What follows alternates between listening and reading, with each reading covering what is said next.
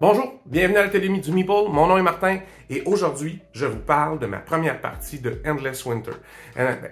Pour être franc, ma première partie a été très ordinaire, j'étais fatigué, c'est moi qui faisais les explications, j'ai pas été à la hauteur et j'ai moi-même eu une plus ou moins bonne impression du jeu. Par contre, je me suis dit, c'est triste, il y a quelque chose dans ce jeu-là et que j'ai pas bien saisi. Alors, je suis replongé dans les règles, j'ai refait 4-5 parties et je peux vous dire maintenant que ma première partie n'était pas un bon échantillonnage.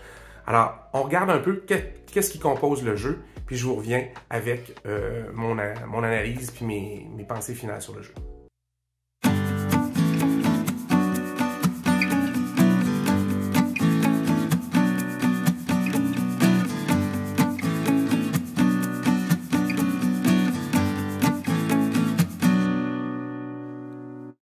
Alors, pourquoi je trouve que Endless Winter, c'est si bon que ça? Bien, premièrement, je vous présente le couvercle comme ça pour vous montrer que c'est de Michailo Dimitrievski qui fait les illustrations. Elles sont, comme toujours, magnifiques.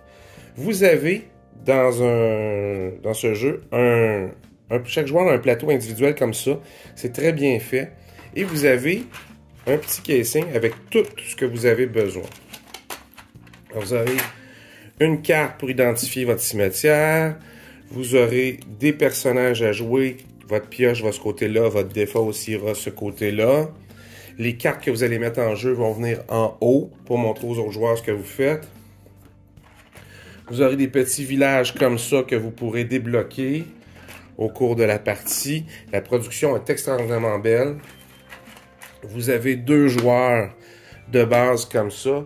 Et vous avez toute une multitude de chefs de clan que vous pourriez mettre à votre couleur pour jouer. Alors que lui, ce chef de clan-là a une habileté spéciale. Quand vous l'utilisez au bon endroit, il fait plus que les autres. Alors c'est toujours intéressant.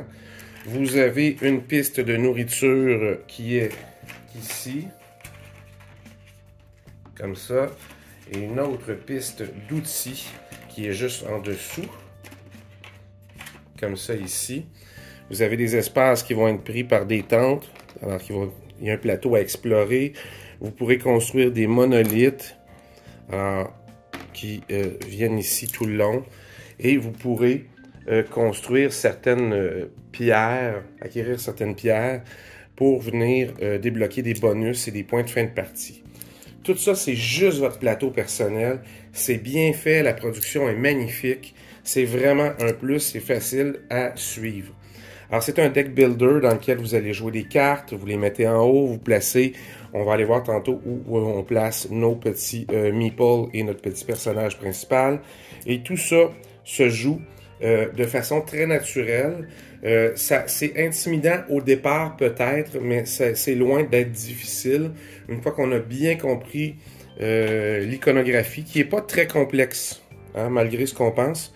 Mais ça va vous prendre, il y a quand même beaucoup de petites choses à gérer. Alors ça va quand même vous prendre une partie minimale pour vous démêler dans tout ça. Alors ça, c'est votre plateau personnel. Je vous montre après ça ce qui est important. Le plateau principal. Alors voici le plateau principal. Alors rapidement, vous allez prendre votre meeple, vous allez le mettre quelque part, choisir l'action. Vous faites la première action autant de fois que vous voulez, c'est pas un problème. Elle est dans la section blanche, dans la section ambrée ici. Vous pourrez la faire qu'une seule fois. Et si vous êtes le premier, vous arrivez ici, vous faites le petit bonus qu'il y a en bas. Les 3 actions par après se feront 1, 2 et la personne devra sauter, même si c'est vous-même. Vous ne pouvez pas faire l'action bonus, quelqu'un l'a déjà fait. Alors, il y a toutes sortes d'actions pour augmenter sa population, enterrer ses morts, augmenter ses chances de faire des points en allant chercher des pierres comme ça, aller explorer le territoire et aller à la chasse. Alors, c'est recruter des cartes ici, aller chercher des cartes culture, c'est un deck building, vous allez l'augmenter. La présence sur table, elle est magnifique. Alors, je vous ai parlé de la chasse. Alors, la chasse, c'est tout simple. La chasse, c'est ce petit tableau-là.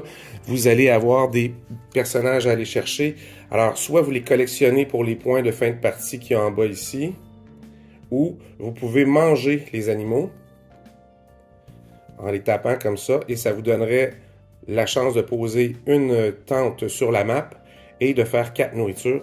Parce que, comme vous avez peut-être vu sur votre plateau tantôt, il n'y a que 2 ressources. C'est une question de survie à cette époque-là. C'est soit la nourriture, soit les outils. Et les deux, la plupart du temps, viennent du fait qu'on chasse. Alors, on fait des outils pour chasser, des outils de chasse, et on mange ce qu'on chasse. C'est la loi du Paléolithique. On n'a pas le choix. Alors, je vous mets sur pause et je vous montre les autres petits plateaux qui viennent avec. Alors, les autres plateaux sont assez simples. Vous avez un plateau foyer de la civilisation, comme ça. Vous allez commencer avec une tente. Vous pourrez gagner sur vos cartes et d'autres façons aussi des déplacements. Alors, si on va voir sur l'espace ici, il y a des tentes ici pour déposer et déplacer des tentes. Alors, vos tentes, ce sont des campements qui vont se déplacer. Alors, chaque mouvement, vous pouvez vous déplacer de 1. Là, je n'ai pas pu compléter le board, ma table est trop petite pour tout vous montrer. Mais une fois que vous avez déplacé, disons, 3 tentes comme ça, vous pourrez, dans une action, les échanger contre un village et reprendre vos tentes pour continuer votre exploration. Alors, c'est un échange entre la nourriture pour nourrir vos gens qui sont un peu partout et l'implantation de villages. Peut-être un début de sédentarité, sait-on? Quand sait-on? Alors, et il y a toute une résolution de majorité. Alors, chaque village vous vaut 2 points de majorité. Alors, 2 points ici, 2 points là, parce qu'il touche aux 3.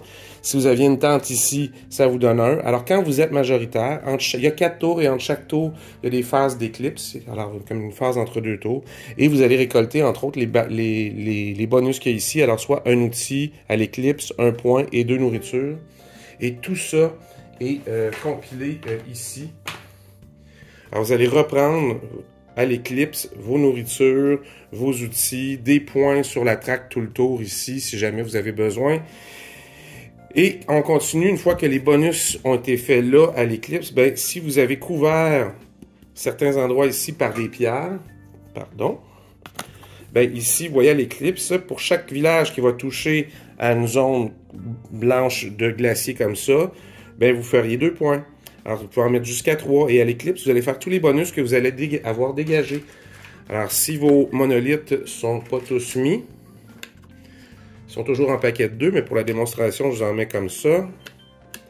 Eh bien, ici, vous feriez un outil. Si vous aviez construit jusque-là, vous feriez un outil et un avancement sur la piste des idoles.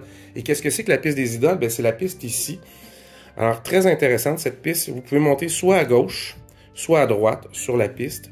Alors, il y a un petit système quadrillé ici pour la simple et bonne raison que si vous êtes le premier, vous allez là, puis les autres vont vous rejoindre. Alors, s'ils sont deuxième, ils vont monter comme ça, mais s'ils vous dépassent, ils vont reprendre la tête. Alors, vous devrez dépenser 1, 2 pour les dépasser à nouveau. Et c'est important parce que ce côté-ci, c'est les morts, les valeureux guerriers qui sont morts dans votre tribu. Et une fois qu'ils sont décédés, ben, ils peuvent rapporter des points à la fin selon la charte qui est en haut. Alors, on comprend que le premier aura un meilleur rendement. Mettons pour s'il y a un maximum s'il y a 7 personnages et plus qui sont dans son cimetière, il ferait 15 points. La deuxième personne 10 et la troisième seulement 6. Alors, ce n'est pas une piste à négliger. Et vous avez une piste à gauche qui vous permet de convertir à la fin vos ressources, c'est-à-dire les outils et la bouffe, en points de victoire à la fin de la game. Alors, tout ça est super intéressant, super facile à suivre, mais je vous conseille vraiment de l'essayer. Pour terminer, vous avez la petite piste des monolithes. Alors, c'est assez simple.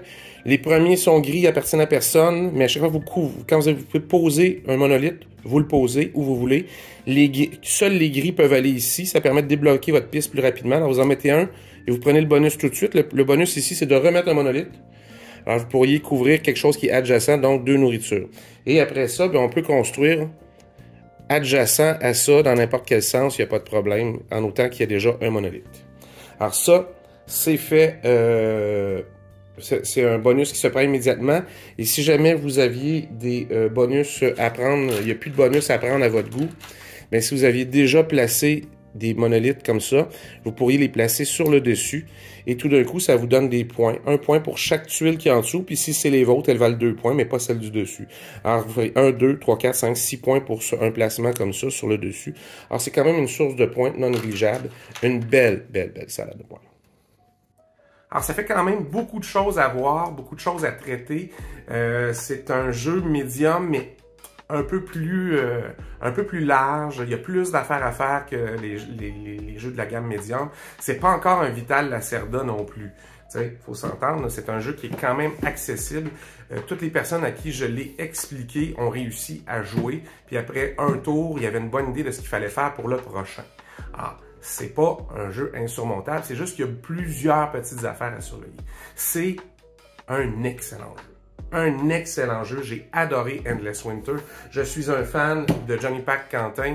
Johnny Pack qui a travaillé fort sur ce jeu-là pour faire ce qu'on appelle du lead development. Alors, il a été engagé pour prendre le jeu, le bonifier. Il a aidé à faire presque toutes, même les extensions. Vraiment, là, il y a eu une belle implication de ce qu'on comprend dans ce jeu-là. Alors, c'est intéressant de voir ça.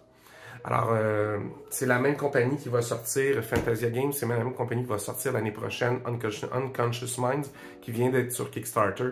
Alors, et Johnny Pack est encore impliqué dans le développement, et c'est pour cette raison-là que je l'ai kickstarté. Hein? Je m'étais dit que j'en ferais de moins en moins. C'est vrai, j'en fais de moins en moins. Je l'ai choisi davantage. Alors, je vous le conseille vivement, Endless Winter. C'est un excellent jeu, des beaux combos à faire, une belle gestion de votre main de cartes. Vous allez retrouver des éléments fort sympathiques qu'il y avait dans d'autres jeux, mais avec un placement d'ouvriers tout à fait différent, avec un deck building où il ne faut pas tout dépenser nos cartes. C'est vraiment, vraiment, vraiment bien fait, Endless Winter. Je vous le dis encore, je vous le conseille. On se revoit la prochaine fois. En attendant, amusez-vous.